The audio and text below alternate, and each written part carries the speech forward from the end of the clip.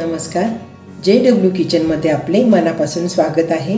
आज आपण हिवाळा स्पेशल असे औषधी गुणधर्म असलेले गोड व तिखट चवीचे असे तिखट पाणी कसे बनवायचे व त्यासाठी लागणारा मसाला कसा बनवायचा ते बघणार आहोत। त्यासाठी येथे मी 1 तोळा म्हणजे 10 ग्रॅम लवंग, 10 ग्रॅम काळी मिरी, 20 ग्रॅम सुंठ, 10 ग्रॅम गाठी पिपळी, 10 ग्रॅम पानपिंपळी, 5 ग्रॅम हिरवे वेलदोडे, 5 ग्रॅम दालचिनी, 1 जायफळ व 2 मसाला वेलची घेतली आहे। हे सर्व मसाल्याचे सामान आपल्याला आयुर्वेदिक दुकानात मिळू शकतात। ही पानपिंपळी आहे, ही चवीला थोडी लवंग सारखीच लागते तिखट। ही आहे गाठी पिपळी, लवंग, मिरे, दालचिनी, वेलदोडे। आता हे सर्व आपण खलबत्त्यात कुटून घेऊ।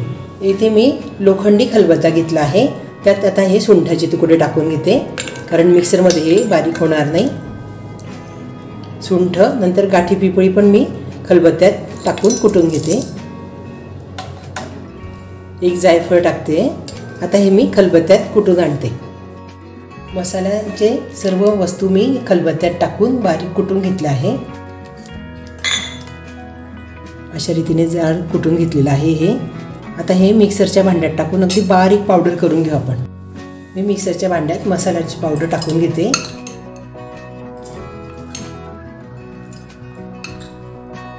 हा मसाला अगदी छान लागतो चवीला।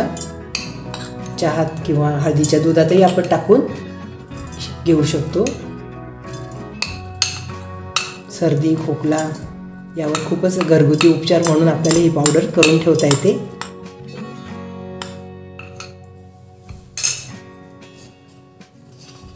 आता अगदी बारीक पावडर करून घेते मी। मसाला मिक्सरच्या भांड्यात छान बारीक झाला आहे। आता मी तो मैद्याच्या गाळणीने गाळून घेते। ते परातीत मैद्याची गाळणी ठेवली आहे, त्यात आता मसाला ओतून घेते।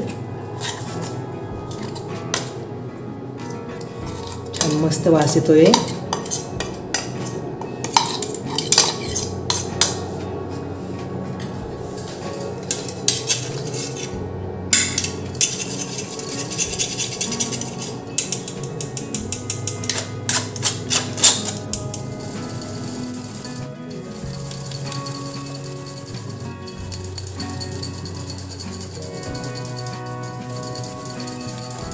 मसाला मैद्याच्या गाळणीने गाळून झाला आहे।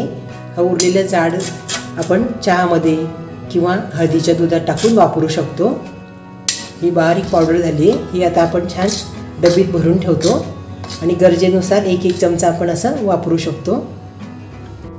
छान मसाला पावडर तयार झाली आहे। आता आपण ह्या मसाल्यापासून तिखट पाणी कसं बनवायचं ते बघू। मी अर्धी वाटी गूळ घेतला आहे आणि 1 चमचा गव्हाचं पीठ घेतलं आहे आणि 1 चमचा मी आता हा मसाला घेणार आहे। इथे मी भांड्यात 2 वाट्या गरम पाणी करून घेतले आहे। अर्धी वाटी गूळ आहे, त्याच वाटीने मी 2 वाट्या पाणी घेतले आहे। तर गरम पाण्यात मी गूळ वितळून घेते।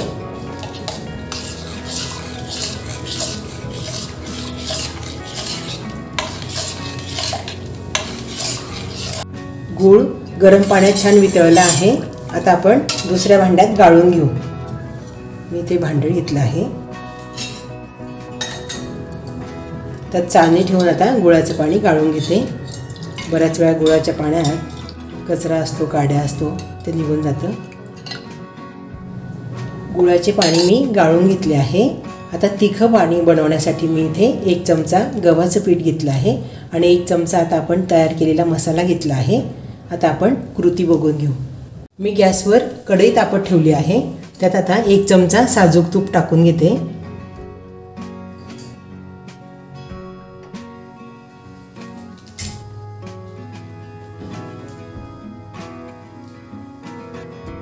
तापलेल्या तुपात मी गव्हाचं पीठ टाकते।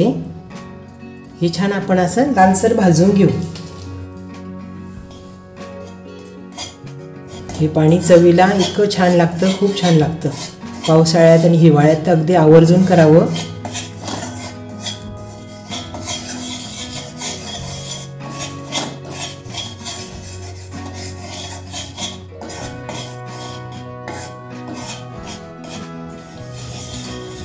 गव्हाचं पीठ साजूक तुपात छान भाजून झालं आहे, लालसर झालं आहे. त्यात मी आता मसाला टाकते. मसाला पण आपण छान परतून घेऊ. मसाला परतून झाला आहे. आता आपण गुळाचे पाणी थोडे थोडे टाकत जाऊ, म्हणजे गाठी होणार नाही. सारखे हलवत राहायचे.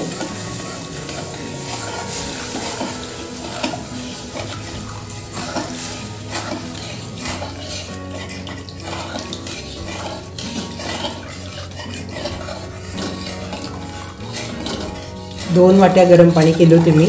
त्यात गूळ वितळून घेतला, ते सर्व टाकले आहे. सारखे हलवत राहिल्याने पिठाच्या गाठी झाल्या नाही.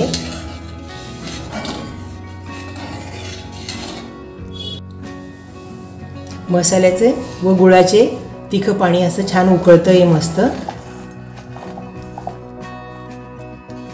ही रेसिपी मी माझ्या आई व सासूबाईंकडून शिकली आहे.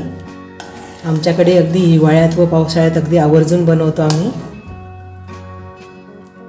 आणि बाळंतीण बाईलाही अगदी गरम गरम वाटीभर देऊन त्याच्यावर साजूक तूप टाकून गरम गरम पोळी दिली खायला की छान पोटभर होतो. पण बनवलेलं तिखं पाणी आता 3 ते 4 मिनटं छान उकळलं आहे.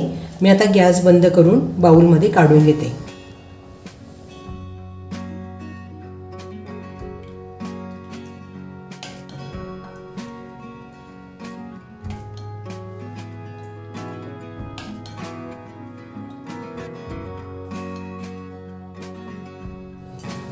तिखं पाणी तयार झालं आहे. त्यात मस्त असं छान साजूक तूप टाकून गरमागरम आपण खाऊ शकतो. पोळी कुचकरून मस्त लागतं. अगदी सर्दी खोकल्यावर तर अगदी रामबाण उपाय आपला हा.